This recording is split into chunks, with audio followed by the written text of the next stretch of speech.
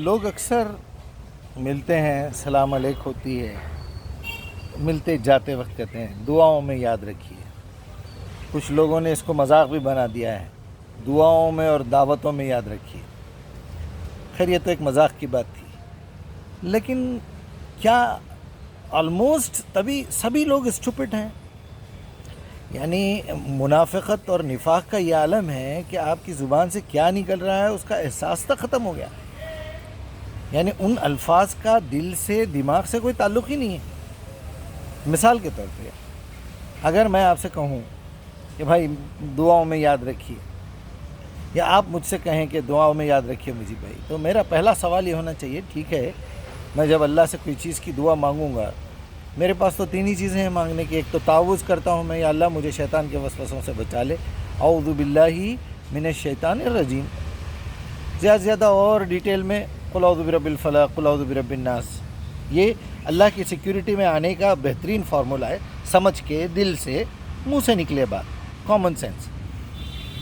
دوسری دعا، شیطان سے تو محفوظ ہو گئے، لیکن میرے دل کی بدماشی سے بھی کچھ ہوتا ہے نا، من شرور انفسنا ومن سیئات اعمالنا۔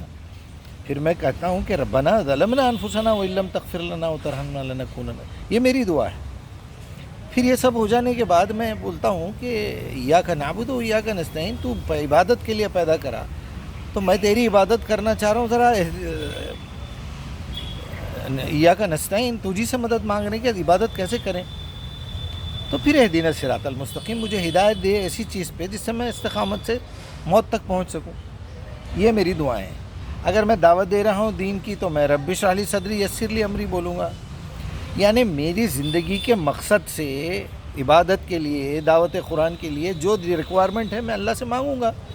یہ چلر چیزیں، تھرڈ کلاس بیماری کی شفا دے دے، اولاد دے دے اور دولت دے دے، یہیں گھومتے رہتے ہیں بھکاری، مندروں میں وہی بھکاری، مسجدوں میں وہی بھکاری، مکے میں، مدینے میں، چرچوں میں، آپ چلے جائیے دنیا کے کسی بھی اڈوں پہ، اڈے ہے یہ اڈے، بھیک مانگنے کے اڈے بھکاریوں۔ وہ بھکاری ان لوگوں سے زیادہ عقل مند ہے جو مندر کے سامنے، درگاہ کے سامنے بیٹھے ہوئے ہیں، بھکاری ہے، اور ان کو پتہ ہے اندر سے کچھ ملنے والا نہیں ہے، یہ بیوقوف جو آنے والے ہیں یہی دے کے جائیں گے تو دے کے جائیں گے۔ خیر، اب میں آپ کو اگر یہ سوال کروں کہ آپ نے تو بول دیا میرے لیے دعا کیجئے، مجھے بھائی دعاؤں میں یاد رکھیے، تو میں پہلے پوچھوں گا کہ یاد رکھنے کا مطلب کیا ہے؟ کیا دعا کروں میں آپ کے لیے؟ میں یہ بولوں اللہ میاں شاید اس کی بیچارے کی بات آپ تک نہیں پہنچ رہی، وہ میرے توسط سے پہنچانا چاہ رہا ہے، میرے کو اتنا بڑا ولی، اتنا بڑا بزرگ سمجھ رہا ہے۔ اچھا تو پھر ادھر سے جواب آئے گا کہ اچھا میاں ذرا یہ تو پوچھو کہ وہ کس بیماری کے بارے میں بات کر رہا ہے، وہ دولت کے بارے میں پوچھ رہا ہے، اولاد کے بارے میں پوچھ رہا ہے، اس کو بواسیر کی شکایت ہے، نیچے کی بواسیر ہے یا اوپر کی بواسیر ہے؟ یہ بولو تو پھر بہت جلن ہو جاتی ہے اندر سے لوگوں کو۔ تھرڈ کلاس سوچ، تھرڈ کلاس گھٹیا درجے کی سوچ، بھکاری بھکاری بھکاری۔ اچھا آپ اگر بول دیے، مثال کے طور پہ آپ یہ بول دیے کہ بھائی میری ایک دعا ہے، آپ کو بولنے کی ضرورت نہیں ہے، ان کو بولو، وہ ان کو معلوم ہے میں کیا مانگ رہا ہوں۔ تو جب ان کو معلوم ہے تو میرے کو کیوں بول رہا ہے بھائی؟ تو خود ڈائریکٹ بولنا اللہ سے۔ اچھا پھر بولنے کی ضرورت نہیں ہے، خود ہی منہ سے بول رہا ہے، ان کو معلوم ہے مجھے کیا چاہیے۔ پھر بھی میں اصرار کر کے پوچھوں گا اچھا بھائی صاحب ذرا یہ تو بتائیے کہ میں آخر کیا بولوں ریکمینڈ کرنے کے لیے، اگر وہ سوال کر لے اور اللہ یہ کہے کہ بھائی اس کے اپنے ارادے خود مضبوط نہیں ہیں، وہ بیوقوف کیا بولتا ہے، اس کی زبان کہاں ہے اس کو پتہ نہیں ہے، اس کے عقل میں وہ بات نہیں ہے، اس کے دل میں وہ بات نہیں ہے، اس کے عمل میں وہ بات نہیں ہے، اس کی نیت ایسی نہیں ہے، تو میں اس کی کون سی بات کو سیریس لوں؟ ابھی گدھا میرے سامنے وضو کر کے قبلہ رخ ہو کے ہاتھ بن کے بول کے گیا جھوٹا ایاک نعبد و ایاک نستعین اہدنا الصراط المستقیم، مگر اس کے دل میں نہیں تھا، ورنہ میں ہدایت دے دیتا اس کو۔ یہ تو بھیک ہی مانگتا رہا، پھر یوں سلام پھیرے استغفر اللہ بول دیا۔ اچھا کون سا ایسا گناہ کرا تھا جو سلام پھرتے استغفر اللہ؟ وہ بھی نبی پہ ڈال دیتے، نبی ایسا بولے تھے، پھر آیت الکرسی بھی پڑھتے، پھر وہ 33 33 34 کا وظیفہ پڑھتے، پھر درود پڑھتے، اللہ اکبر، اس کے بعد بھی بھیک مانگتے۔ تو پھر یہ جو 2 رکعتوں میں تو کر رہا تھا اٹھ بیٹھ، اس کا کیا ہو رہا تھا پھر؟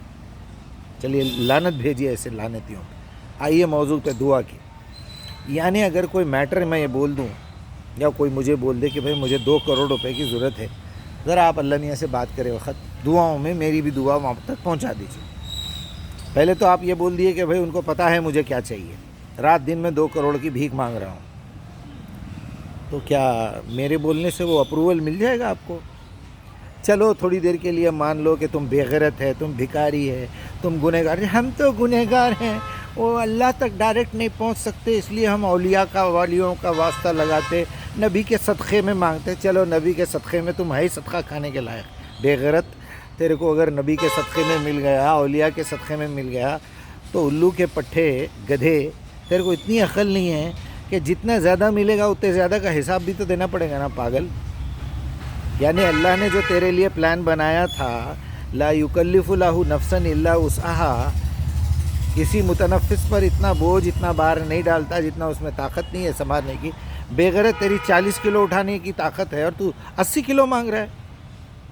2 کروڑ روپے لے کے کرتے کیا تم؟ یعنی اس قدر چھچورا پن، اس قدر نفاق، اس قدر ذلالت، خالی میں زبان سے بول رہا ہوں تو آگ لگ جا رہی تن بدن میں۔ رات دن تم لوگ وہی کر رہے ہیں نا، زندگی پوری کفر، نفاق، شرک، بھک منگے، وہاں گئے درگاہ پہ سجدہ کر دیے، وہاں ناڑا باندھ لیے، پیروں میں کالے دھاگے باندھ لیے، گلے میں تعویذ لٹکا لیے، نہیں تو وہ ذرا بڑا بے غیرت رہا تو اللہم صلی علی محمد وعلی محمد۔ اچھا اب کون سی صلی کرنا چاہیے؟ جس وقت وہی رکی تھی اللہ نے تعلق پیدا کر لیا، تعلق ٹوٹ گیا تھا، بول دیے، تعلق شروع ہو گیا، قرآن مکمل ہو گیا، 1400 سال ہو، 14.5، پھر ابھی بھی تعلق پیدا کر لے، رحمتیں بھیج، رسول اللہ پہ رحمتوں کی دعا کرتے بے غیرت، جس کے بارے میں اللہ کہہ رہا ہے وما ارسلناک الا رحمۃ للعالمین، ہم نے آپ کو بھیجا ہی رحمت کے لیے۔ رحمت تو اللہ کے رسول اللہ کے دیے ہمارے کو، ہم لوگ ان کے لیے بولیں گے۔ کس قدر اسٹوپڈ لوگ ہیں آپ اندازہ کیجیے۔ بچائیے جہالت سے اپنے آپ کو۔